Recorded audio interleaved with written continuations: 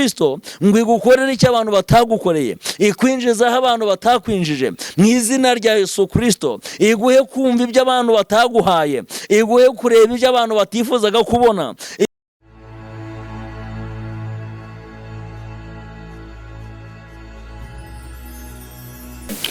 Yesu nashimwe cyane bavandimwe, mbahaye ikaze mu ijambo ry'Imana, mbahaye ikaze muri uyu mwanya mwiza Imana iduhaye. Imana nibaho umugisha mwinshi.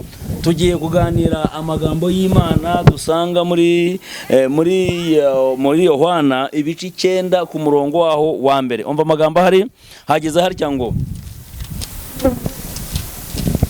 haravuze ngo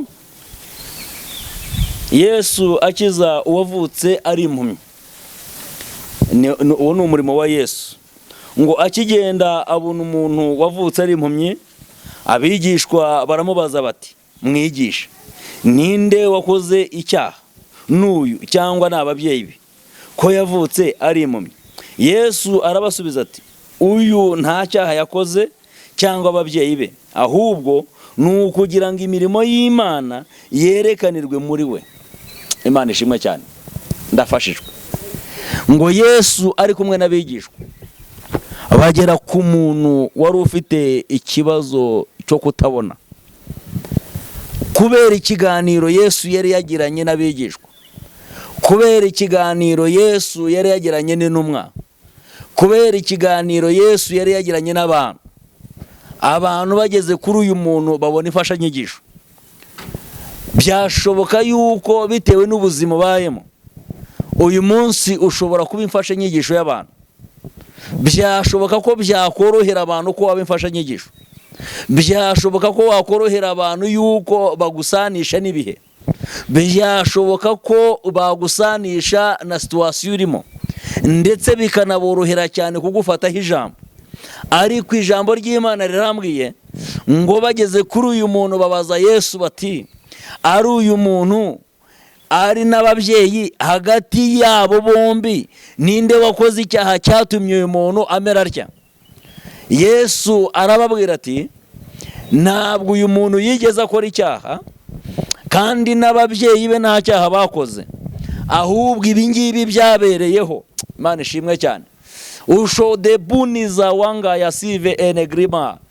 Ushobora kuba uri mu buzima abantu bagufataho ijambo, ushobora kuba uri mu buzima abantu bashobora kugufataho, bagufata nk'imfashanyigisho, ariko ubwo buzima ubayemo cyangwa iyo situwasiyo urimo, ijambo mva icyo ririmo rivuga.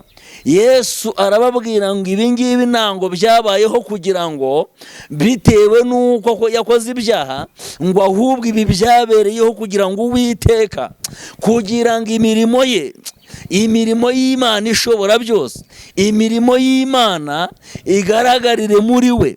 Ni ukugira ngo imirimo y'Imana ishobora byose igaragarire muri uyu muntu. Imirimo y'Imana Data wa twese igaragarire mu buzima bwawe. Si igitangaza ko waba warize ukamara igihe kinini nta kazi, ntabwo ari ibyaha byawe, ahubwo ni ukugira ngo umunsi Imana yaciye umugozi ukabona umusaruro w'akazi, uzavuge yuko ari Imana ibikoze, uzavuga ngo ni urutoki rw'Imana. Ndimo ndinginga ishobora byose mu izina rya Yesu Kristo ngo igukorere icyo abantu batagukoreye, ikwinjiza aho abantu batakwinjije mu izina rya Yesu Kristo, iguhe kumva ibyo abantu bataguhaye, iguhe kureba ibyo abantu batifuzaga kubona, iguhe kwakira ibyo abantu batifuzaga ko wakira mu izina rya Yesu Kristo, iguteze urutambwe rw'umwuka, ikwigize imbere mu bugingo, ikwigize imbere mu butunzi, ikwigize imbere mu mugisha, ikwigize imbere mu izina rya Yesu. Ndimo ndinginga Imana yo mu ijuru kugira ngo ikugirire neza. Lazi waya bote ezere mango ozayi enevayi. Ijambo ry'Imana riravuga ngo Yesu baramubaza bati, ese niki cyatumye uyu muntu amera atya? Arababwira ngo uyu muntu nta cyaha, ndetse n'ababyeyi nta cyaha, ahubwo ibi byabereyeho kugira ngo imirimo y'Imana, hari imirimo y'Imana igiye kugaragara ku buzima bwawe, hari imirimo y'Imana igiye kugaragara muri bizinesi, hari imirimo y'Imana igiye kugaragara mu buzima, hari imirimo y'Imana igiye kugaragara aho ukorera, hari imirimo y'Imana igiye kugaragara aho utuye, hari imirimo y'Imana igiye kugaragara mu byo ukora, hari imirimo y'Imana igiye kugaragara mu byo uvuga, hari imirimo y'Imana igiye kugaragara mu bo mugenda, hari imirimo y'Imana igiye kugaragara hahandi mu buzima ubayemo bwa buri munsi. Mu izina rya Yesu Kristo wa Nazareti ndimo ndaturiza imbaraga z'Imana ku buzima bwawe. Situwasiyo wari urimo ntabwo ari wowe wabigizemo uruhare, ahubwo ni ukugira ngo imirimo y'Imana yerekanirwe muri wowe mu izina rya Yesu. Dusatira gusoza, unyemerere dusenga n'Imana. Si igitangaza ijambo rirambwira ngo byashoboka ko wararurira.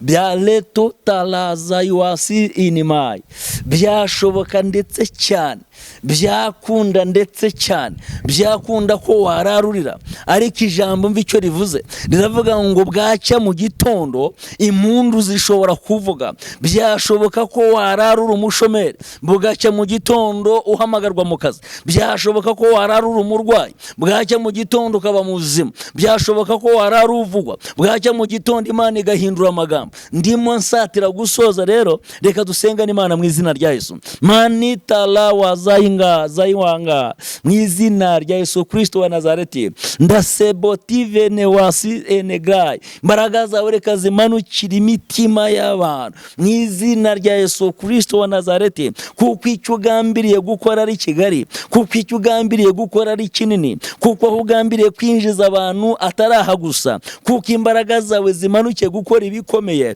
kuko deboti divai mu izina dibinigai mu izina rya Yesu Kristo. Ngwino ucagagura imbaraga zawe zifasha abantu, ngwino ucagagura imbaraga zawe zifasha imitima y'abantu, ngwino ukubite hasi bitavuga Imana. Ubwiza bwawe burabagirana bumanukira imitima yacu mu izina rya Yesu Kristo. Ndagushimiye kuri Imana yo kwizerwa, cyubareka kibicya muri byose mu izina rya Yesu, amen. Shalom shalom. Yari Diakre Ntambara Emmanuel, Imana ibaho umugisha mwinshi mu izina rya Yesu, amen.